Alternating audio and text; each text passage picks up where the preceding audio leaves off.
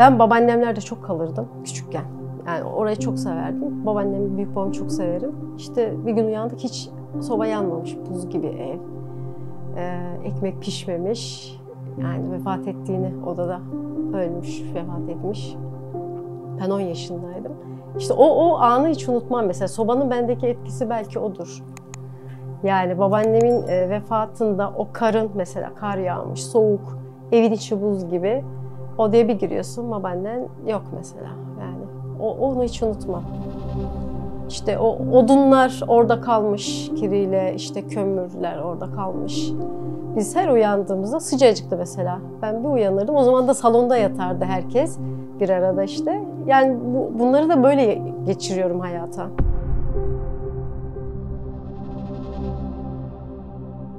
İşte onları yaşatmak burada hoşuma gidiyor. Ve ben yaptıkça herkes aynı şeyi hissediyormuş, aynı şeyleri yaşıyormuş.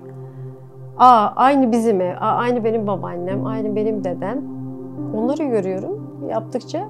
Hani ortak noktamız da çok oluyor insanlarla ve bir sürü kişiler şey oluyor böyle. Yani sohbet kuruyoruz kişilerle. Bir sürü arkadaşım oldu onun sayesinde de.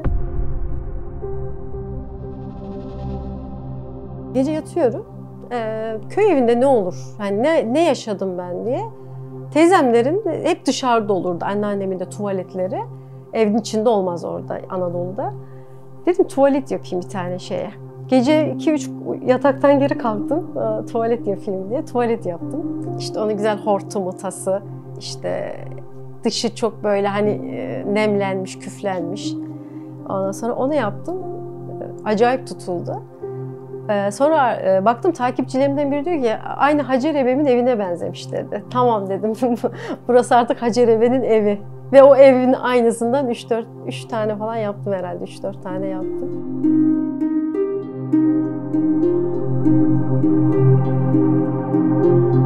Hep ev yapayım böyle. Bir gezinirken bir şey görsem internette hemen onu yapmak istiyorum. Böyle uyku bile uyumayıp kalkayım da bir onu deneyeyim bakalım olacak mı diye. Mesela duvar görüntüsü olsun, işte beton. O betonu nasıl yaparım? O toprağa nasıl renk veririm? Evin duvarına o küf izini nasıl yaparım? Oturup onlarla çalışıyorum mesela. Yaparsam yani güzel oluyor. Çok güzel şeyler çıkıyor. Nasıl diyeyim yani hani hobi olarak zaten yapıyorum ben. Hobi olarak. Yoksa para kazanma gibi bir derdim yok benim. Evde yer bulamadığım için de mecburen satış yapıyorum. Onun paralarını da işte sokak hayvanlarına, işte evde beslediğim 6 tane sokaktan aldığım kedilerime mamalar, işte onların bakımına. Yani kendimi harcamıyorum o parayı da gidiyor oralara. Yardım isteyenlere yardım gönderiyorum.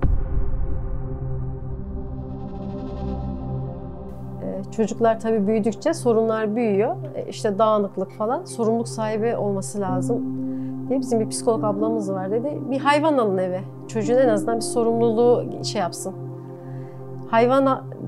Kedi dedi. Kedi biraz bana şey geldi. Dedim kedi şimdi bakması zor olur. Hamster gördüm. Hamster'ı da orada da kafesin içinde bir sürü hamster görünce bir tane alayım dedim Aybike'ye. Aldım işte biri de 2-3 derken 3 tane oldu. Onlar da çok seviyorum ben de eve aldığım hayvan olunca ben çok özen gösteriyorum. Yani her şeyleri özel olacak. Onlara ben oturup şey yapıyordum, bambu ev, küçük küçük. Bu maket evlere işte dioramaya başlamama sebebi onlardır benim. Hamsterlardan kaldı yani. Bana o 3 tane hamsterımın hatırasıdır bana bu maket evler. Mesela onlar çok çabuk kirletirlerdi. O eskidi, başka bir model yapayım. O eskidi, başka bir model yapayım. Bir de hamsterlar gece gezerdi. Gece onları gezdirirken ben maket ev yapardım onlara işte. Sonra baktım çok hoşuma gidiyor. İçimde bir şeyler var. Yaptıkça böyle baktım evde koyacak yer yok. Çok güzel. Yani yaparken oturup saatlerce bile izlediğim oluyor yani. Yaptığım evi oturup izliyorum ben mesela gece. Herkes yattığı zaman baş başa kalıyorum evle. Bir de yaptığım evlerin işte insanların yaşanmışlıkları olduğu için o anı hissederek yapıyorsun zaten onu.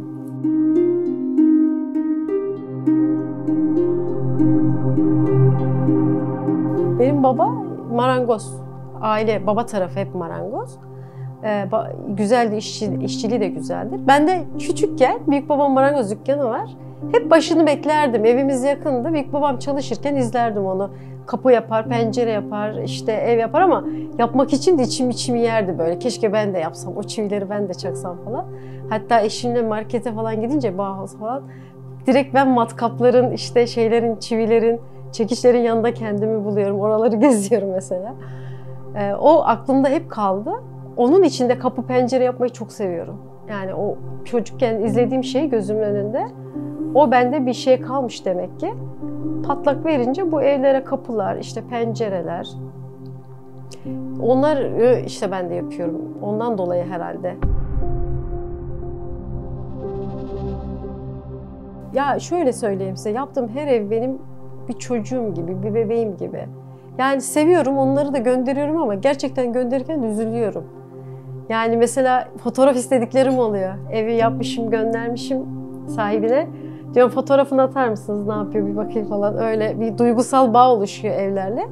Hayalimde de öyle bir ev yok. Yani hepsini seviyorum. Yani ayrı özel bir şey yok. Tabii yapacağım şeyler de olacak ama hep yaşanmışlıklar istiyorum böyle. İnsanlar neler yaşamış, neler yapmış zamanında, kerpiç evler. Adam eliyle yapmış onları ve ben de elimle yapıyorum onları mesela. Toprak, bildiğiniz toprakla yapıyorum. Çatı deseniz bildiğiniz işte kiremit. Duvar deseniz öyle. Ağaç gerçek dalları, benim bir arkadaşım var karşıda. O bana ormandan gidip ağaç dalları topluyor. Bana gönderiyor hemen kargoyla işte. Ben onu kullanıyorum. Ben gidip hazır ya da elimle falan da yapmıyorum. Bildiğiniz ağaç görüntüsü zaten. Yani her şey gerçek olduğuyla, mesela plastik bir kova. Onu da bir arkadaşıma yaptırıyorum çünkü orijinali olsun istiyorum. Leğen. Bildiğimiz leğen, plastik olması gerekiyor. Plastik oluyor. Bidon. Mesela o bidonun öyküsü çok şeydir yani. Bir kızın, Yozgat'ta bir kızdı o da, evlerini yaptırmak istedi. Abla dedi, benim için çok önemli dedi. Bir bidon olsun ne olur dedi. Hep dedi evimizin bahçesinde bidon olur. Dedim nasıl yapayım ben bidon? Hiç hayatımda yapmamışım, etmemişim. Bilmiyorum yani. İzmir'de de bir arkadaş var.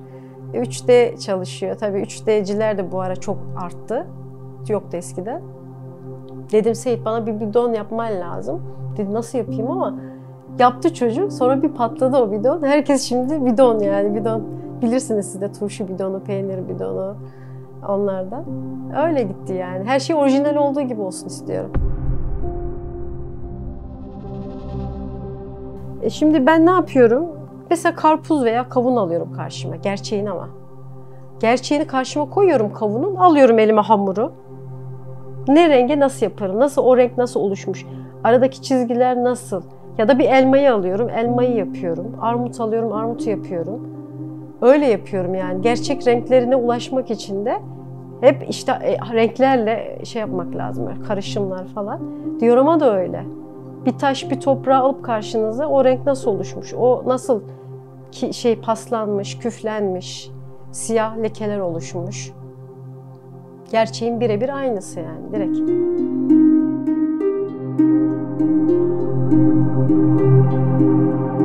Yani mesela o tuvaletlerde paylaştığım zaman, mesela lekeli pis bıraktığım zaman çok kişi yorum yazdı bana. İşte ya midem, bir tanesi yazdı öyle bir çocuk, dedi ki ya yeter artık ne paylaşıyorsun dedi ya. İçim dışıma çıktı, ben bilmem ne hastasıyım dedi. Temizlik hastasıyım dedi.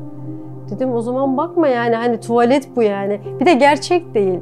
Ama diyor ki o kadar gerçekçi yapıyorsun ki ben gerçek zannediyorum bunu diyor. Etkileniyorum diyor. Görür görmez gerçek tuvalet görüyorum ben orada diyor.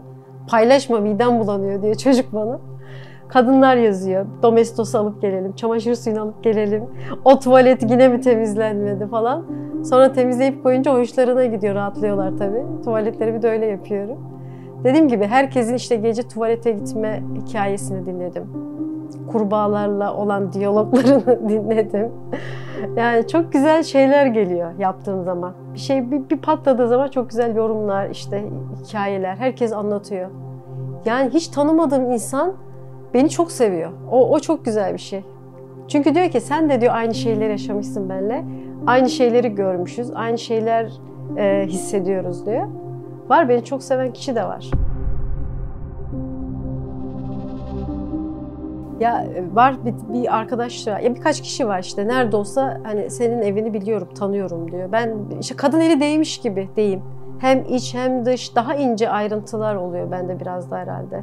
İşte minderini koy balkona. Orada işte bir kabak mesela, en şeyinden bir kabak. Süpürgesi olur, tavası olur. Yani nasıl biliyorlar bilmiyorum ama benim yaptığım evi anlıyorlar ve bana geri geliyorlar. Sizin evinizi bunlar paylaşmış bakın falan diye. Öyle takipçilerim de var yani. Ama farklı, gerçekten de herkesin ayrı bir eli var. Yani nasıl bir yemeği yaparsanız herkes farklı lezzet katar. Bu dioramada da öyle. Herkesin yaptığı farklı bir görüntü. Ve herkes herkesinkini de bilir yani. Arada yardımlaştığımız kişiler oluyor. Mesela bana acil bir şey yapılıyorsa, bana Hasan abi mesela bir şeyler yapıp gönderiyor hemen acil. Ya da oradan başka bir arkadaşım gönderiyor. Onu hemen bir birleştiriyorum. Müthiş bir şey çıkıyor ortaya. Kötü yorumlar da alıyorum yani. O şey yani, hani oyuncakmış bu, gelişmiyor derken onu kastediyor herhalde. Okumuyorsun da böyle şeyler yapıyorsun, oyuncak falan. Ama bilmiyorlar dioramanın ve minyatürün dünyada en geri kalmış ülkesi Türkiye. Çoğu ülkede gelişmiş yani diorama ve maket.